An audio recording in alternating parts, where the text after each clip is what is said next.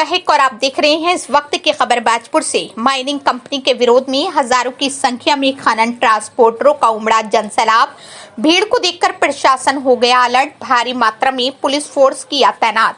बाजपुर उत्तराखंड से माइनिंग को हटाने एवं 7 सूत्रीय मांगों को लेकर लगभग 3-4 हजार खनन ट्रांसपोर्टरों ने वरिष्ठ भाजपा नेता एवं गुरुद्वारा सिंह सभा के प्रधान कुलविंदर सिंह किंदा के नेतृत्व में मंडी परिसर से शहर में जुलूस निकालते हुए एसडीएम कार्यालय पहुंचकर मुख्यमंत्री को संबोधित ज्ञापन एसडीएम राकेश चंद्र तिवारी को सौंपकर कार्यवाही करने की मांग की। खनन ट्रांसपोर्टरों की भीड़ ने प्रशासन को हिलाकर रख दिया। प्रशासन को भारी मात्रा में पुलिस फोर्स तैनात करना पड़ा। वरिष्ठ भाजपा नेता एवं गुरुद्वारा सिंह सभा के प्रधान कुलविंदर सिंह किंदा ने कहा था, खनन ट्रांसपोर्टर हजारों की संख्या में एकत्रित होंगे और उनकी अगुवाई में खनन ट्रांसपोर्टरों ने एकत्रित होकर दिखा दिया। उन्होंने सभा को संबोधित करते हुए कहा, माइनिंग को भगाना है, उत्तराखंड को बचाना है।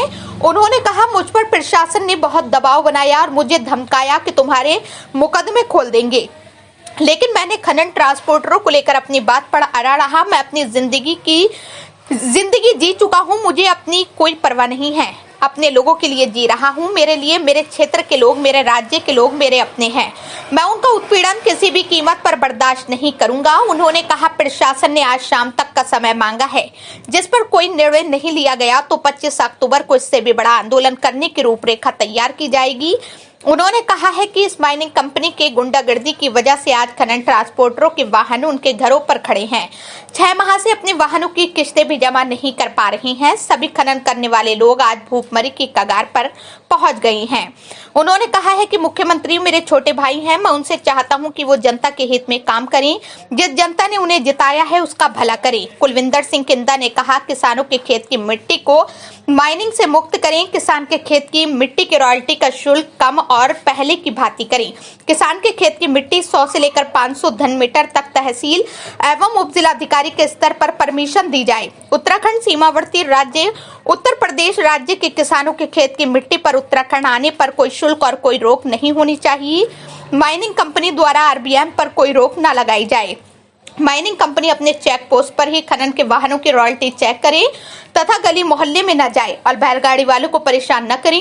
उन्होंने कहा, ये 7 सूत्रीय मांगे हमने मुख्यमंत्री को भेजी हैं, इस पर सहमति बनती है तो सही रहेगा। शाम को प्रशासन के साथ हमारी एवं माइनिंग कंपनी के लोगों के साथ वार्ता होनी है।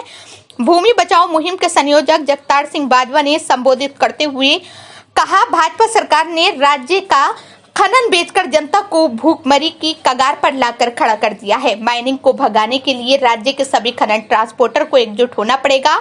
ये ईस्ट कंपनी अंग्रेजों से भी खतरनाक है, इसको नहीं भगाया तो ये लूट कर ले जाएंगे।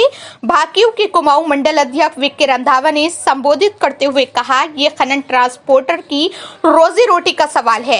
इसके साथ व्यापारी भी जुड़े हैं और सभी को इस लड़ाई को एकजुट होकर लड़ना पड़ेगा। उत्तराखंड राज्य से माइनिंग को भगाकर ही दम लेंगे और हाथ जोड़ रहे हैं और शाम तक का टाइम हमें चिन्हित कर दिया है। शाम वो एसडीएम साहब के यहाँ हमको कह रहे थे कि बात करने के लिए। मैं कहा, मेरा परिवार है, वो जो तय करेगा, जो भी बैठ के मीटिंग में बात होगी, एक स्टारगंज का होगा, खटीमा का स्टार, जैसे जैसे हमारे शहर पड़ते हैं, पर एक लोग वहाँ का जिम्मेदार वहाँ का रहेगा।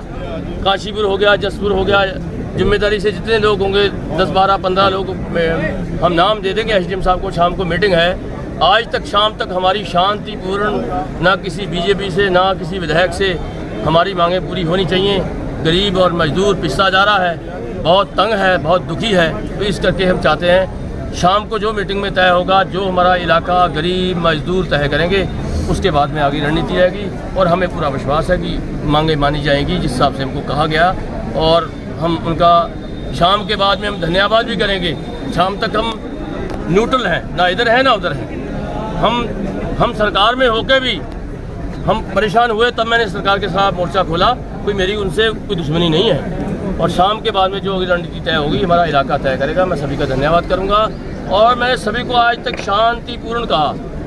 कई लोगों की बात थी, मैंने कल कोतवाल साहब को बताई, मैंने उनको शांत किया। मैंने शांत रहो अपना, कोई लड़ाई झगड़ा नहीं, कोई नाराजगी नहीं, कोई कुछ नहीं करना है। मेरी उन्होंने बेनती, मैं उनका मानी मेरी, उन्होंने मैं उनका धन्यवाद करता हूँ। आज बिल्कुल शांतिपूर्ण हमारा आए हैं यहाँ पे और शांति है। शाम के बाद में रणनीति तय करेंगे क्या करना है। हम 25 तारीख को हम कोई रणनीति बनाएंगे अगर हमारी कोई बात नहीं सुनी जाती। वैसे मेरे को पूरा विश्वास है। कई बातें हमको कह रहे थे, मैंने कि मेरा परिवार है, उनके परिवार के बगैर मैं अकेला बात कोई नहीं करूँगा। आपकी बात मैं रख दूंगा कि वो मीटिंग करना चाहते हैं, बहुत धन्यवाद उनका।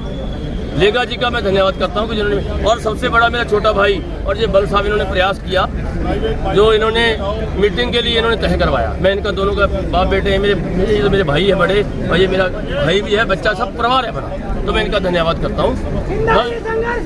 हम तुम्हारे साथ हैं। कंपनी के खिलाफ आर पार खिलाफ, बिल्कुल आर पार खिलाफ। मैं गरीबों की आवाज़ को दबा नहीं सकता हूँ। पापी नहीं हूँ, धोखेबाज नहीं हूँ, गद्दार नहीं हूँ, जालिम नहीं हूँ। जो जुल्म होगा उसके खिलाफ हम खड़े होंगे। मेरे को कोई परवाह नहीं। मैंने बचपन से ये सीखा है, मैंने किसी की बेपरवाही से। और मेरे कोतवाल साहब खड़े हैं, भाई हमको तो धमका रहे थे। धमकाया तब तो हमको धमका ले, मेरे भाई हैं। दुख लगता है इस बात का मेरे को। हमारे रणधीर साहब भी कल टेढ़ी बातें कर रहे थे, मैं भी टेढ़ी बातें करने लग गया। तो मज़ा नहीं आता है परिवार में, हमें दुख लगता है। ये अब देखो, मतलब ये नहीं है कि किसी सरकार के दबाव में ऐसा काम करो। मेरे परिवार है, मैं कभी उसके कभी खिलाफ नहीं गया हूँ। मेरा भाई है, मेरा परिवार है। देखो, किसी से नाराज़गी की बात नहीं करनी चाहिए। फिर भी कोई बात नहीं है, हमारे परिवार में वो हमारी आपस में नाराज़गी परिवार की, मेरे परिवार के हैं, मैं उनकी बहुत इज्जत करता हूँ। कोतवाल साहब की, एडिशनल साहब की बात सुननी चाहिए। गरीबों की आवाज़ नहीं सुनेंगे ये कौन, तो कौन सुनेगा। इस करके मैं धन्यवाद करना चाहता हूँ सभी का जो आए हैं। मैं इतना ही कहते हुए मैं फतेह बुलाता हूँ। वाहेगुरु जी का खालसा, वाहेगुरु जी की